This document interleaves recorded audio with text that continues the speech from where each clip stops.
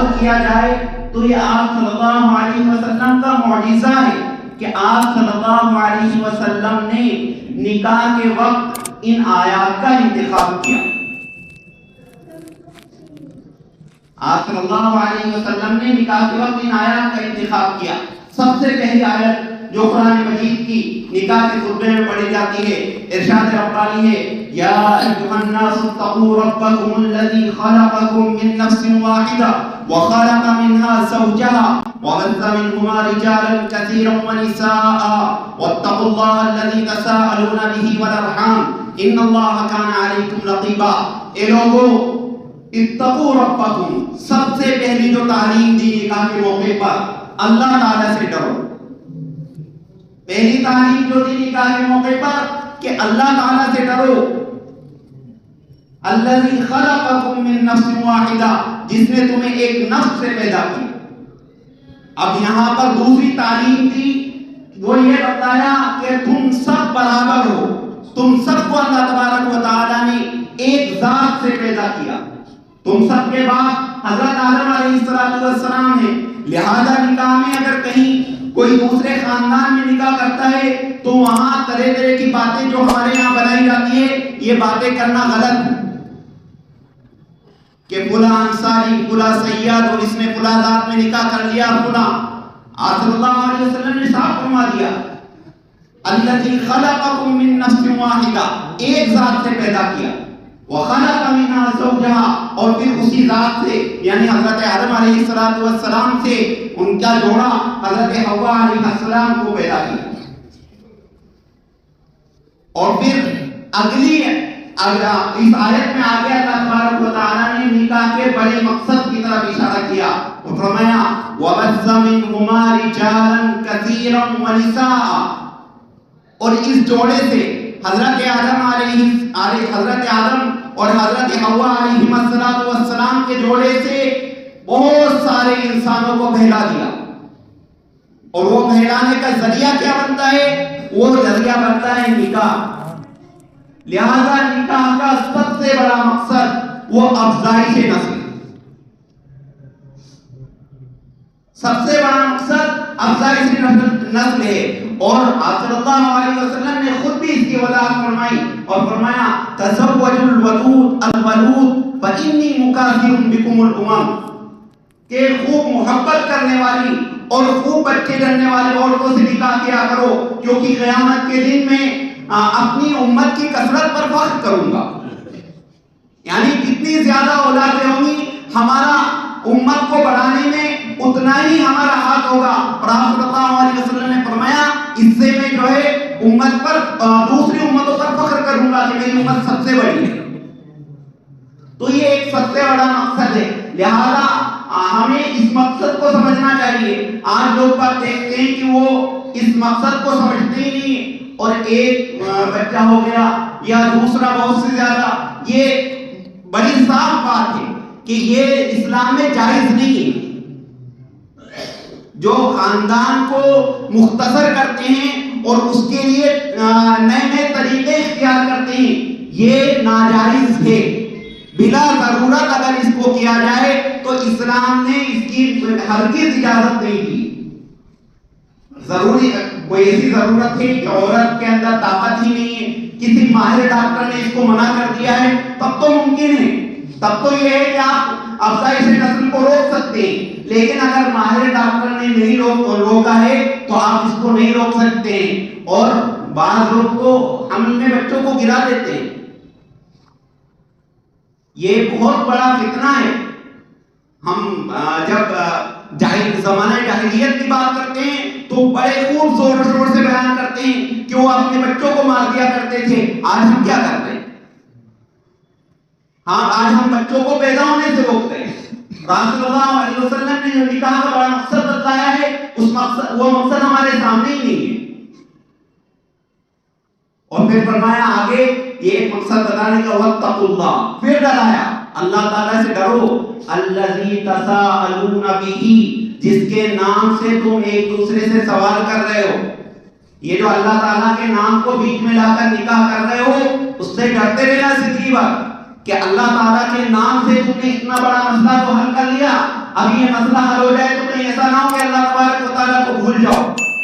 اور غور کیا جائے تو اللہ تبارک و تعالیٰ کے نام کو بیچ میں لا کر ہم نے آج کتنا بڑا مسئلہ حل کر لیا کہ وہ باپ جو اس بیٹی کی طرف جس کو وہ ہمیشہ چھپا کر پردے میں رکھا کرتا تھا، اگر کوئی آنکھ اس کی طرف بڑھتی، کوئی آنکھ اس کی طرف اٹھتی تو اس کو پھوڑ دیتا، کوئی ہاتھ اس کی طرف بڑھتا تو اس کو توڑ دیتا.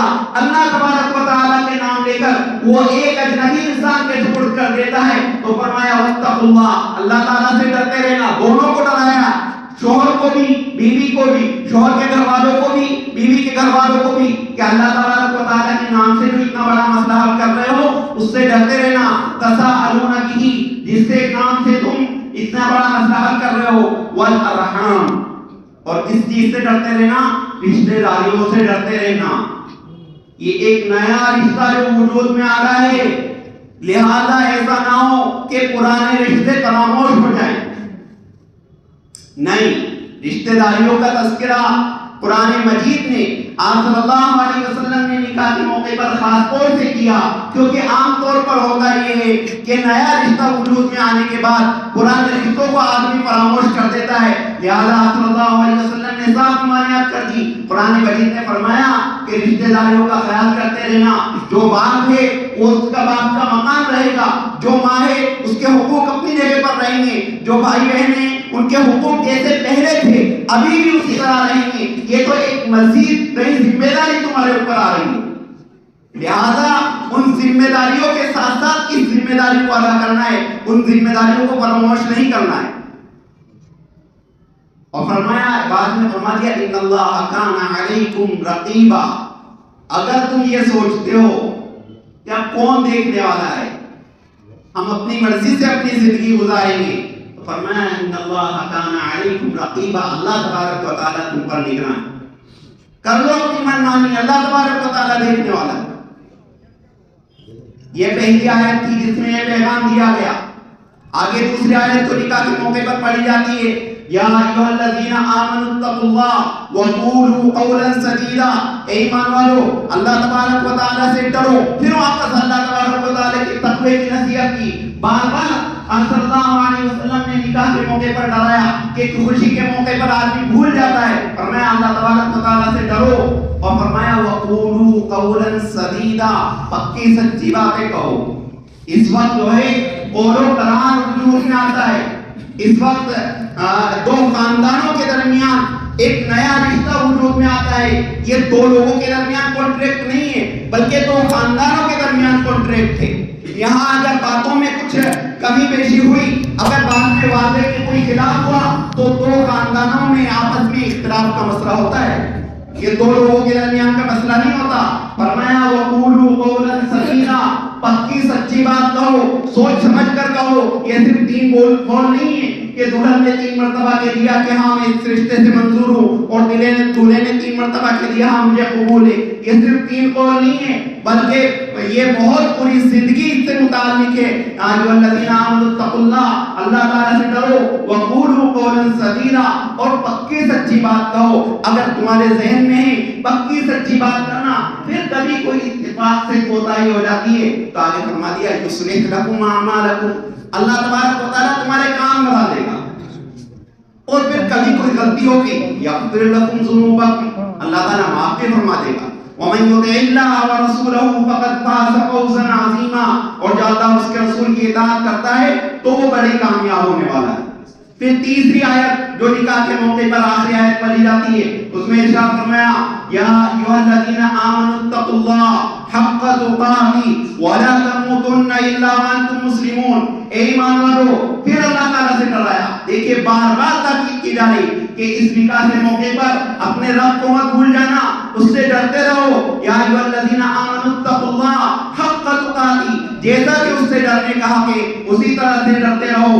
اور فرمایا وَلَا تَمُوتُنَّ إِلَّا وَأَنْتُمْ مُسْلِمُونَ. بہت بڑی بات کی جا رہی ہے. اگر ہم میں سے کوئی شخص یہاں پر یہ بات کہہ دیتا تو اس کو ہاتھ پکڑ کر مسجد سے باہر نکال دیا جاتا، لیکن یہ آپ صلی اللہ علیہ وسلم کے بعد آپ صلی اللہ علیہ وسلم کی ذات گرامی تھی جس نے یہ بات کی، اور نکاح جیسے خوشی کے موقع پر آپ صلی اللہ علیہ وسلم نے موت کو یاد دلایا اور فرمایا یا ایھا الذین آمنوا اتقوا اللہ حق تقاته ولا تموتن الا وانتم مسلمون، موت اسی حال میں آنا چاہیے تمہیں کہ تم مسلمان ہو، اپنی باتوں میں پکے سچے ہو، حقوق کو ادا کرنے والے ہو۔ یا صلی اللہ علیہ وسلم نے قرآن مجید میں جو نکاح سے متعلق پیغام دیے اس کو بتایا، اور پھر نکاح سے متعلق آپ صلی اللہ علیہ وسلم کی حدیث میں جو سب سے اہم پیغام دیا گیا ہے اور آج سب سے زیادہ اس کی خلاف ورزی کی جاتی ہے وہ کیا ہے؟ بڑے افسوس کے ساتھ کہنا پڑتا ہے مسلمانوں میں بے انتہا طریقے سے آپ صلی اللہ علیہ وسلم کی اس حدیث کا جنازہ نکالا جا رہا ہے۔ آپ صلی اللہ علیہ وسلم کی اس حدیث کو یاد کیجئے، فرمایا تھا ان اعظم النکاح برکتن، کہ مسلمانوں کا سب سے زیادہ عظیم نکاح برکت کے اعتبار سے وہ ہوگا ایسرہ مؤونتن، جو خرچ کے اعتبار سے کم ہوگا۔ جس نکاح میں خرچ جتنا کم ہوگا وہ برکت کے اعتبار سے اتنا بڑا ہوا ہوگا۔ یا صلی اللہ علیہ وسلم کی حدیث تھی، اور آپ جب ہم معاشرے میں دیکھتے ہیں تو مسلمانوں کے نکاح میں کس طرح بے دریغ اور فضول خرچی کی جاتی ہے، اور پھر ہم شکایت کرتے ہیں کہ ہماری زندگیوں میں سکون نہیں ہے اور ہمارے اولادیں نافرمان ہو رہی ہے۔ جب نکاح کے موقع پر آپ صلی اللہ علیہ وسلم کی تعلیمات کو ہم روندیں گے تو کہاں سے ہماری زندگیوں میں سکون آئے گا، کہاں سے ہماری اولاد فرما بردار بنے گی؟ جو نکاح جو اولادوں کا ذریعہ ہے، جو نکاح اولادوں کا ذریعہ بنتا ہے، اس نکاح میں تو ہم آپ صلی اللہ علیہ وسلم کی سنتوں کو پامال کر رہے ہیں، اس کو بے دریغ اپنے قدموں کے نیچے رو رہے ہیں۔ کہاں سے ہماری زندگیوں میں سکون آئے گا، کہاں سے ہماری اولادیں نیک بنے گی؟ آپ صلی اللہ علیہ وسلم کی احادیث تو صاف ہے، برکت کا مطلب یہی ہے کہ نکاح کے بعد کی جو زندگی، نکاح تو 1-2 گھنٹے کا کام ہے، یہ نکاح ہو گیا ختم، اب بعد کی زندگی ہے وہ آسان ہے، اس میں سکون چاہتے ہو تو آپ صلی اللہ علیہ وسلم کی تعلیمات کے مطابق نکاح کرو،